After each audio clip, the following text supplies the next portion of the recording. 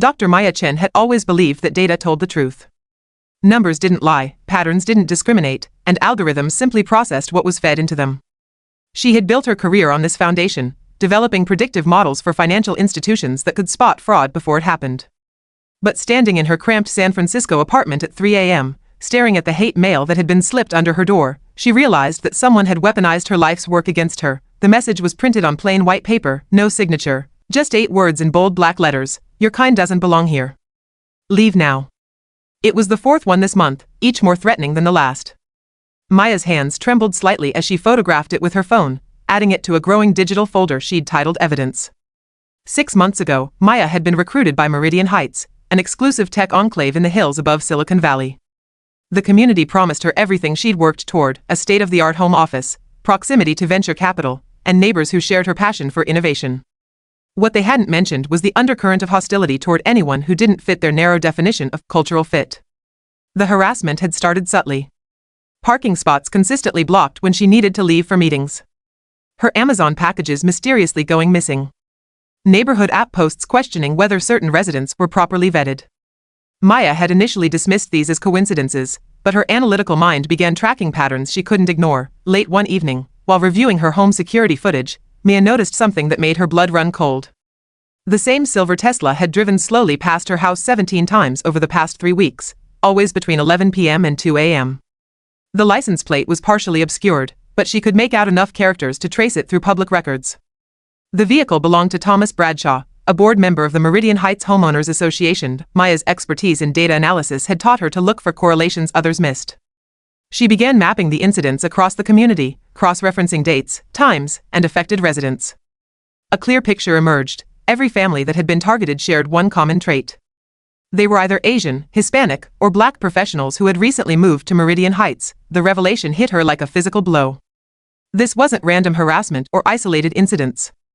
It was systematic intimidation designed to maintain the community's demographic status quo. Maya's investigation led her deeper into the digital infrastructure of Meridian Heights.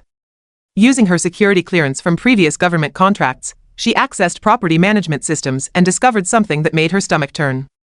The community's screening algorithm, the one used to evaluate cultural compatibility of potential residents, had been modified with weighted variables that effectively discriminated against minorities while appearing race-neutral on paper. But the real shock came when she traced the algorithm's source code. The foundational architecture looked familiar because she had written it 5 years earlier for a completely different purpose: analyzing credit risk patterns for a major bank. Someone had taken her work, stripped out the ethical safeguards, and repurposed it as a tool for digital redlining. Maya spent sleepless nights piecing together the conspiracy. The modified algorithm wasn't just being used in Meridian Heights, it had been licensed to dozens of exclusive communities across the country. Each deployment generated revenue for a shell company controlled by Thomas Bradshaw and his associates, who had branded themselves as Patriot Preservation Society. The society operated under the guise of maintaining property values and community standards, but their internal communications revealed their true agenda: creating a network of racially homogeneous enclaves for wealthy white families.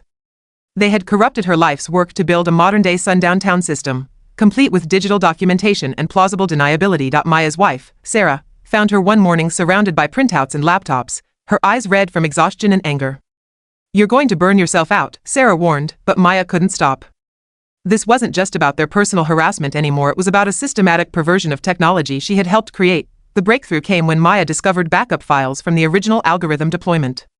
Hidden in the metadata were communications between Bradshaw and a contact at Sovereign Solutions, a private intelligence firm.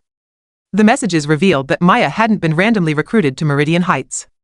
They had specifically targeted her, hoping to neutralize her by making her complicit in the community she was unknowingly helping to maintain. The psychological warfare was precise and calculated.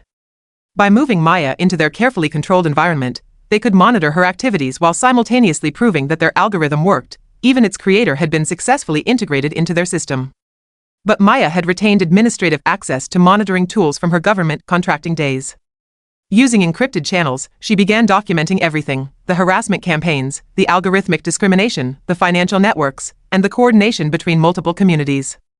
She compiled a comprehensive dossier that revealed the scope of the operation across 7 states. Sarah watched her wife transform from a reserved data scientist into a determined whistleblower.